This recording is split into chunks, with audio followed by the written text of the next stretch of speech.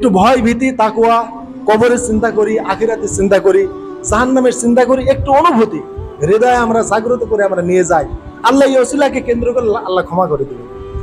আল্লাহ রাসূল আরেকটি মুসলিমে হাদিস আছে, সকল কিছু তাকদীর যখন আল্লাহ লিখলেন, অমুকের তাকদীর এমন, অমুকের তাকদীর এমন, পৃথিবীর তাকদীর এরকম, সকল কিছুর যখন তাকদীর বা ফায়সালা আল্লাহ করে ফেললেন, তখন আল্লাহর তাকদীর আল্লাহ নিজে লিখলেন যে সব জিনিস সেটা তো তাকদীর হলো। তাকদীর মানে একটা নির্ধারিত ফায়সালা, ওই নির্ধারিত ফায়সালার বাইরে কেউ যেতে পারবে না। আল্লাহ দুনিয়ার ব্যাপারে যেটা তাকদীর করেছেন, ফায়সালা করেছেন, দুনিয়ার তাই হবে। আমার ব্যাপারে আল্লাহ যে তাকদীর করেছেন, ফায়সালা করেছেন, ওটাই হবে। তাকদীর মানে ফায়সালা করা, বাটোয়ারা করা, নিয়ম পদ্ধতি একটা লিখে রাখা। কলম তৈরি করে আল্লাহ ওই নিয়ম পদ্ধতি, কলমকে বলেছেন কলম সব লিখে ফেলেছে। কলম বিনা লেখকেই কলম এমনি এমনি লিখে ফেলেছে। সর্বপ্রথম সুনানে তিরমিজি সহ বিভিন্ন হাদিসে এসেছে, মিশকাতে এসেছে, আল্লাহ কলমকে সৃষ্টি করলেন প্রথম। কলম বলল কি করবো আল্লাহ, আমার কাজ কি? আল্লাহ বললেন তুমি তাকদীর লেখো, পৃথিবীর শুরু থেকে কিয়ামত পর্যন্ত কি হবে সব তুমি লিখে ফেলো। আল্লাহ রাসূল বলেছেন কলম সব লিখে ফেলেছে। ওই কলমের কামি লেখা, সব লাউহে মাহফুজের সুরক্ষিত ফলকে ওই তাকদীর লেখা আছে। তাহলে আল্লাহ সবকিছু তাকদীর লেখার পর এবার নিজের তাকদীর নিজে লিখছে, যে সবারই তো তাকদীর লিখলাম, আমি কি করব? অতএব আমার তাকদীর আমি লিখি। তখন আল্লাহ নিজ হাতে নিজের তাকদীর লিখলেন, না রহমতি তাগলিবু গজাবি, নিশ্চয় আমার রহমতটা আমার গজবের উপরে, রাগের উপরে, আযাবের উপরে প্রাধান্য দেবে।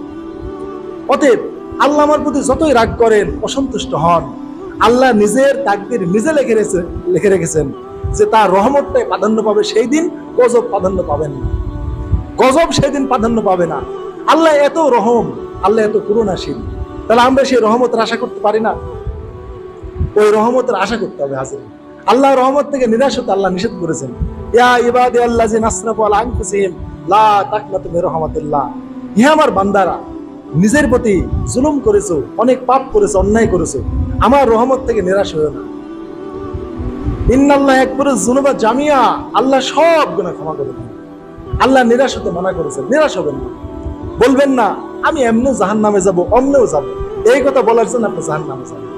এই কথা বলার আগে আপনি জান্নাতে যেতেন, যে আল্লাহর রহমতে আমি জান্নাতে যাব ইনশাআল্লাহ। যত পাপ আপনি করেন, ওই যে আল্লাহর প্রতি সুধারণা, ওই লোকটা কি করেছিল, যে বি খসিয়া থেকে রব্বি, রব তোমার ভয়ে আমি লাশ পোড়াতে বলেছি, আমার সন্তানদের বলেছি লাশটা পুড়িয়ে সাগরে ভাসিয়ে দিও, বাতাসে উড়াইয়া দিও, তোমার ভয়। এই লোকটা আল্লাহ রহমতের ভিখারি ছিল, যে আল্লাহ রহমতের আশা সে ছিল, কিন্তু গজবকে ভয় করেছে। আর আমরা যখনই বলবো আমরা এমনও জাহান্নামী, অমনও জাহান্নামী, আমি এমনও পাপী, অমনও পাপী, এই কথা বললে আপনি একবার নিরাশ হয়ে গেলেন, আল্লাহ রহমত থেকে বেরিয়ে গেলেন, আপনার নিজের জাহান্নাম নিজে তৈরি করে নিলেন। এই কথাটা বললে আপনার মুমিন থাকতে পারলেন না।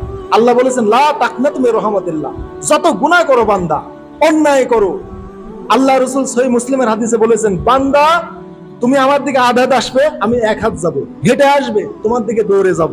তুমি দিনে গুনাহ করে রাতে ক্ষমা চাও, ক্ষমা করব। রাত্রে অন্ধকারে গুনাহ করেছো, দিনের আলোতে ক্ষমা চাও, ক্ষমা করে দেব। তাও যদি না করতে পারো, কত তুমি গুনাহ করবে, কত করবে, কত করবে। তুমি গুনাহ করতে করতে করতে জমিন থেকে আসমান পর্যন্ত ভরে ফেলেছো। এই আসমান জমিনের মাঝে আর কোনো ফাঁকা জায়গা নাই যে ওইখানে তুমি গুনাহ করবে। আমি রব্বুল আলামিন তোমার কাছে এরকম দুই জমিন আসমান ভরা রহমত নিয়ে দেখা করব। সুবহানাল্লাহ বিহামদি। তারপরে আপনি নিরাশ হবেন? আল্লাহ বলেছেন এক জমিন আসমানের ফাঁকা জায়গা পূরণ করে গুনাহ নিয়ে আসবে, আমাকে ডাকবে, ভয় করবে, তুই এরকম পৃথিবী ভরা রহমত নিয়ে তোমার কাছে যাবে। তুমি বলো কি? তাও লা তাকনাতু মির রাহমাতিল্লাহ, আমার রহমত থেকে নিরাশ হয়ো না। অতএব ভাইরা, কোনো সময় বলবেন না আমি পাপিষ্ট, আল্লাহকে কি আমাকে ক্ষমা করবেন? এই কথা বললে আর ক্ষমা করবেন না। এই কথা বলার আগে আল্লাহ আপনাকে ক্ষমা করত, সত্যিই করত। আপনি যদি বলেন আমি এমনেও জাহান্নামে যাব, অমনেও যাব, এই কথা বললে আপনি জাহান্নামে যাবেন। এই কথা বলার আগ মুহূর্ত পর্যন্ত আল্লাহ আপনাকে জান্নাতে দিত। ওই যে তার রহমতে, তার রহমতটা গজবের উপরে প্রাধান্য হবে। আপনি গুনাহ কত করবেন, কত গুনাহ করবেন? আপনি আসমান জমিনকে ভরতে পারবেন গুনাহ দিয়ে? পারবেন না। অথচ আল্লাহ এই কথাই বলেছেন, আসমান জমিন ভরা গুনাহ নিয়ে আমার কাছে আসবে, দুই আসমান জমিন ভরা রহমত নিয়ে তোমার কাছে আসবে। কিসের তোমার চিন্তা? আল্লাহ বারবার এই জন্য বলেছেন আমার রহমত থেকে নিরাশ হও না, লা তাকনাতু মির রাহমাতিল্লাহ, আমার রহমত থেকে তোমরা নিরাশ হও না। অতএব বলবেন না আমি তো বেনামাজি, আল্লাহ আমাকে জাহান্নামে দিবেন, আর নামাজ পড়ে কি করবো, না, এই কথা বলবেন না। বলবেন না আমি তো পাপী, আল্লাহ কি আমাকে ক্ষমা করবেন, এই কথা বললে নিরাশ হয়ে গেল। বলবেন না আমি এমনও জাহান্নামে যাবো, অমনেও যাবো, আমি কি জান্নাতে যেতে পারবো, এই কথা বলার আগ মুহূর্ত পর্যন্ত আপনি জান্নাতি ছিলেন, বলার পরে আর নাই, আপনি একবারে নিরাশ হয়ে গেছেন। এই নিরাশ যারা হয় আল্লাহ তাদেরকে আর ক্ষমা করে না। হাজিরিন, এজন্য আল্লাহর রহমত থেকে নিরাশ হবেন না, আল্লাহ বাহানা খুঁজে। আমরা জানি আবু তালেবের কাহিনী জানেনি, নবীর প্রতি ঈমান আনেনি, কিন্তু নবীকে প্রোটেকশন দিয়েছে। সহিহ বুখারী সহ অগণিত হাদিসে আছে, সোমবারে আল্লাহ রাসূল জন্মগ্রহণ করেছেন। ওই সোমবারের দিন আবু তালেব তার দাসীকে মুক্ত করে দিয়েছিল। বিশ্ব নবীর জন্মে খুশি হয়ে যে আমার ভাতিজা জন্মগ্রহণ করেছে, আমার ভাইটা এই ভাতিজা জন্মগ্রহণের আগেই পৃথিবী থেকে চলে গেছে, অতএব আমার এতিম ভাতিজা খুশি হয়েছে। খুশি হয়ে তার দাসীকে মুক্ত করে দিয়েছিল যে আমার এই ভাতিজা জন্মগ্রহণে তোমাকে মুক্ত করে দিলাম। বেঈমান কাফের, ঈমান নাই। তারপরেও আল্লাহ রাব্বুল আলামিন সপ্তাহে একদিন তাকে আল্লাহর আযাব থেকে একটু নিষ্কৃতি দেন। তার দুই আঙ্গুলের মাঝখান থেকে একটু পানি বের হয়, ওই পানিটা সে চুষে চুষে জাহান্নামের মধ্যে সে ওইটা পান করে। সেই দিন আল্লাহ তাআলা তার আযাবকে একটু কমিয়ে দেন। এই সোমবারে বিশ্বনবীর জন্মে শুধু খুশি হয়ে সে একটু ভালো কাজ করেছিল, একটু দাসী মুক্ত করে দিয়েছিল। এইরকম ঘোরতর বেঈমান ঈমানহীন অবস্থায়, মুশরিক অবস্থায় জাহান্নামে গিয়েছে, তার প্রতি আল্লাহ কত দরদ করেছেন।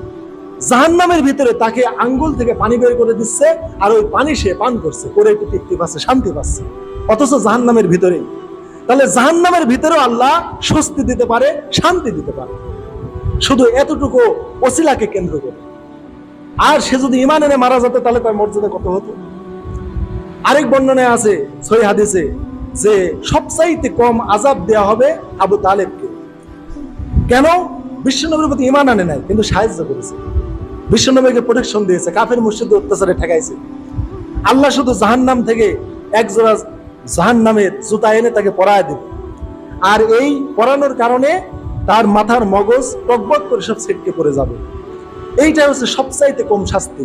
কিন্তু আবু তালেব মনে করবে আমাকে সবচাইতে বেশি শাস্তি দেওয়া হচ্ছে, কিন্তু আল্লাহ রাসূল বলেছেন তাকেই সবচাইতে জাহান্নামীদের মধ্যে সবচাইতে কম শাস্তি দেওয়া হচ্ছে, কিন্তু মনে করবে আমাকে বেশি দেওয়া হচ্ছে।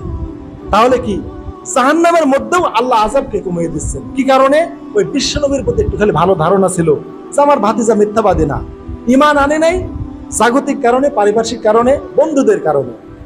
আবু তালেবের ইন্তেকালের টাইমেও নবী বলেছে যে চাচা আপনি খালি লা ইলাহা ইল্লাল্লাহ একটা বার বলে যান। আরবের কাফেরেরা উপস্থিত। একদিকে নবী বলেন চাচা লা ইলাহা ইল্লাল্লাহ বলে যান, আপনার দায়িত্ব আমি নিচ্ছি, জান্নাতের ইনশাআল্লাহ আল্লাহ আপনাকে দিবেনই দিবেন, কোনো কিছুর দরকার নেই, আপনি যা করেছেন করেছেন, শুধু মরণের আগে লা ইলাহা ইল্লাল্লাহ বলে যান।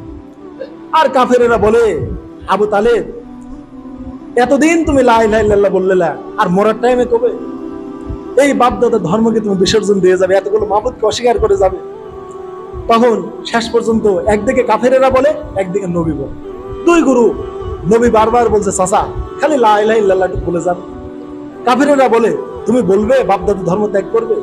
শেষ পর্যন্ত আবু তালেব শুধু বলল যে মুহাম্মদ আমার বাপদাদা ধর্মের উপরে আমি থাকলাম। এই কথা বলার পরে তার ইন্তেকাল হয়ে গেল, আর এই কারণে সে চিরস্থায়ী জাহান্নামে হয়ে গেল। কিন্তু ওই জাহান্নামের মধ্যে আল্লাহ তাআলা তাকে এতটুকু সবচাইতে কম শাস্তি দিচ্ছেন। সবচাইতে বিশ্বনবীকে প্রোটেকশন দেওয়ার কারণে জাহান্নামের সবচাইতে কম আযাব ভোগকারী এই আবু তালেব। শুধু এক জোড়া পাদুকা পরিয়ে দেওয়া হবে, জুতা পরিয়ে দেওয়া হবে, তাই মাথার মগজ সব কেটে ছুঁড়ে সব টাস করে চলে যাবে চতুর্দিকে, আর মনে করবে আমি সবচাইতে বেশি আযাব পাচ্ছি। কিন্তু রাসূল বলেছেন না, সেই সবচেয়ে কম আযাব পাচ্ছে। তাহলে হাজিরিন, আল্লাহ বাহানা খোঁজেন। অতএব কোনো সময় বলবেন না আল্লাহর রহমত থেকে নিরাশ হবেন না। এত গরম হয়েছে, পেরেশান হওয়ার কোনো দরকার নাই, অস্থির হওয়ার কোনো দরকার নাই। ঘাম হচ্ছে, গরম হচ্ছে, আল্লাহকে একটু স্মরণ করো, রব্বুল আলামিন এটা তোমার জাহান্নাম থেকে আসছে, তাহলে তোমার জাহান্নামে কত গরম আছে, আল্লাহর কবরে কিভাবে থাকবো, এত প্রশস্ত দুনিয়া, এত প্রশস্ত আমার ঘর, জানালা দরজা সব আছে, কবরে তো কিছুই নেই। এই চিন্তা অনুভূতিটুকু নিয়ে যান। ওই ব্যক্তিকে আল্লাহ যেভাবে ক্ষমা করেছেন, আল্লাহ আপনাকে সেইভাবেই ক্ষমা করবেন। এরপরে কি আর বলবেন রহমত থেকে নিরাশ হবেন? আর হবেন না ভাইরা। আমল যাই কিছু করতে পারেন চাই না পারেন, আল্লাহকে বেশি বেশি স্মরণ করেন, তাকওয়ার পথ অবলম্বন করেন, আল্লাহর গজবকে ভয় করেন, জাহান্নামকে ভয় করেন, কবরের আযাবকে ভয় করেন। এই ভয় অনুভূতি চেতনা আল্লাহর রহমতে আপনি জান্নাতে যাবেন। তো আল্লাহ আমাদের কবুল করুক, এই চিন্তা চেতনা আমাদের ভেতরে নিয়ে আসুক।